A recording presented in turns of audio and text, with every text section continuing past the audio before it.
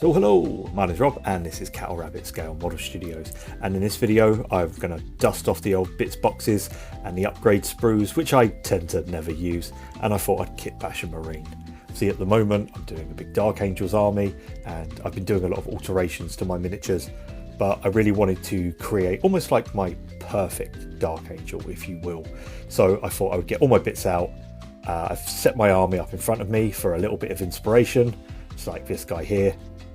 And I really just want to kind of go a little bit mental and just make a really cool miniature. Obviously, in this video, there are going to be lots of tips and things like that, but I will show you the finished guy right at the very end. So if you're not too interested, I'll leave a timestamp on screen now. So if you're only interested in seeing it done. Also, like, subscribe, all that good stuff. Let's get started.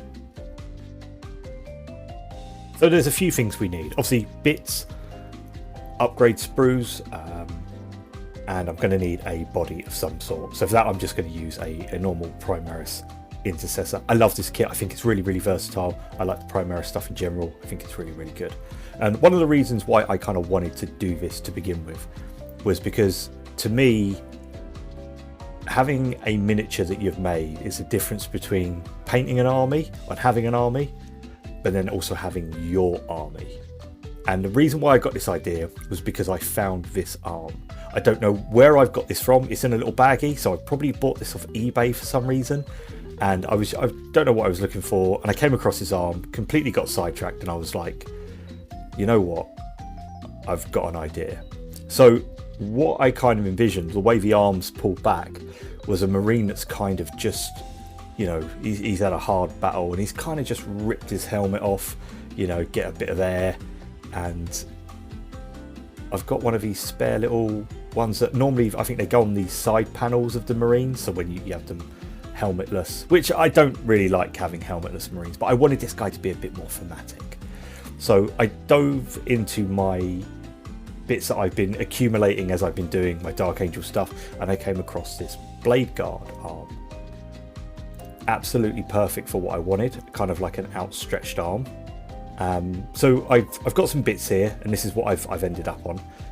This is I think it's called a Heavenfall Blade or something, from the Dark Angels Firstborn upgrade sprue. There's the arm, I'm going for, obviously, for a helmetless head. That's off the Primaris Dark Angels upgrade sprue.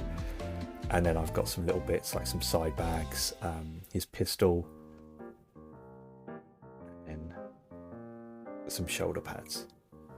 Now, obviously, I'm going to have to make quite a few alterations to some of these bits, especially ones like his arm, where I'll need to clip away the shoulder pad. So in this video, it's going to cover how to drill things out, clip away shoulder pads, and obviously just do things like swap hands and things like that. So that's everything. However, the main work is going to be on the arms to kind of make this guy stand out. Everything else is kind of standard. We can pop that to one side for the minute.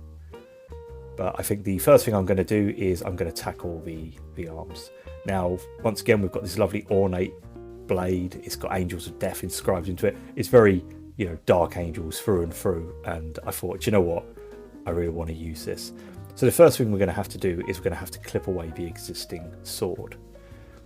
As you can see here, the Space Marines have these kind of like wrist collars, which is a really great way of getting nice straight cuts, because you can line up your blade with that straight like collar wrist thing just here.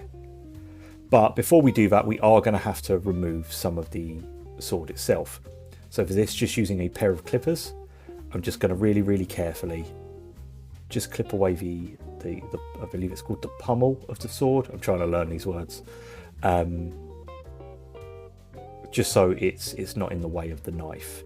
There is a small little kind of bit where it was molding into the arm. It's not going to be that noticeable, but then all I do is here I get my blade, and it is a nice sharp blade, nice and flat against the bit, just holding it down, putting a little bit of force and a little bit of wiggle until I'm all the way through. There we go, we've got a fairly straight cut already, which is great because that means that the hand can just go to it. I do trim off some of the excess bits, and I do work my way just round it with the edge of my blade, just to kind of smooth it round, just so it looks a bit more finished. Next up was just a case of getting a little file and just running it back and forth, just to remove any bits of burr and to make sure it is dead flat. Then as you can see here, the arm sits nice and flat against it. Perfect for what I want, and this is going to look great. See, once the arm's upstretched, I kind of want him to kind of be like pointing towards victory. So the blade will just slightly be angled, and you'll see obviously at the end how he's turned out, but I was really happy with how this ended up. So next up is the arm. Now there's a few alterations we need to make to this. Firstly, the helmet. Obviously we need to find a way of attaching the helmet to the hand. I really wanted it to look like he had pulled it from the underside off and he still had it in his hand. So what I think we're going to do is we are going to drill out this middle section just here. And for this, I'm going to use a pin drill. Now, once again, if you don't have one of these, I'll put a link down below with any other information as well in the description. They're really, really cheap to buy, and it takes pretty much any drill bit for wood and metal. Here I'm using a little 1mm just to make almost like a little dimple. This is where it's going to act as a guide for the bigger drill, as obviously I need to fit the majority of his hand in there.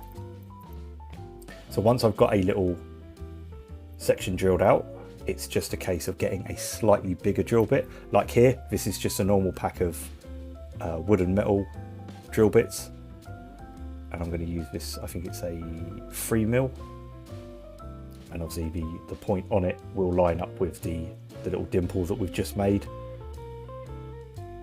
All I do in this instance, just really take my time. If you are going to do things like this, the drill bit might wobble around a little bit.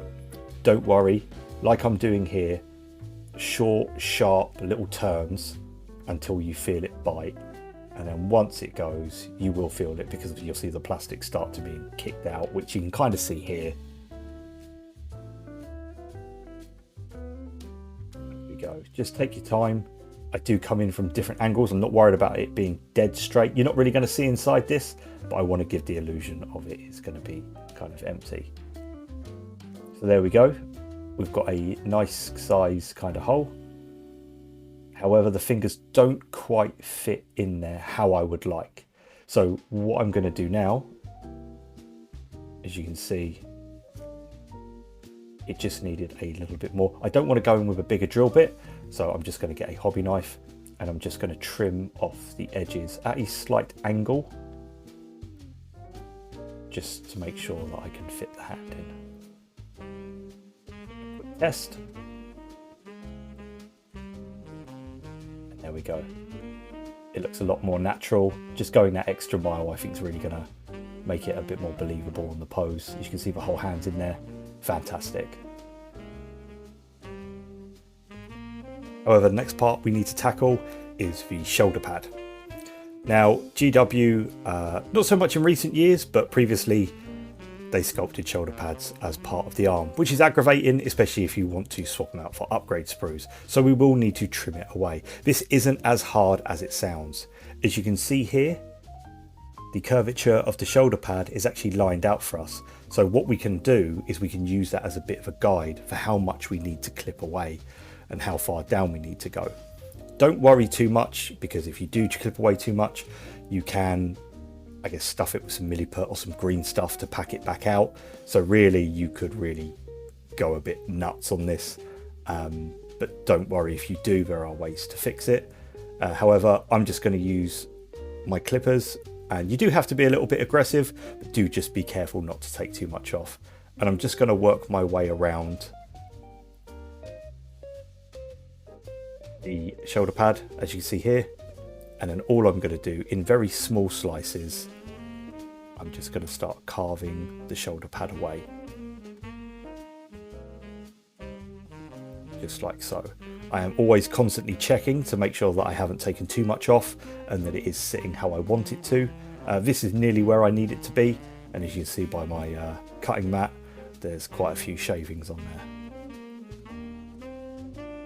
However, I've now got it down to where I need it to be, and by popping the shoulder pad over, as you can see, it fits nice and snug around it, and I am still going to get, you know, some nice contact points, so I won't need to stuff any like green stuff in there or milliput or anything like that. It will just fix with a bit of super glue. So I've started to assemble my guy now, and in actual fact the sword arm is the only arm that's going to be permanently attached. Everything else is going to be kept separate for ease of painting, as I prefer to paint in sub-assemblies.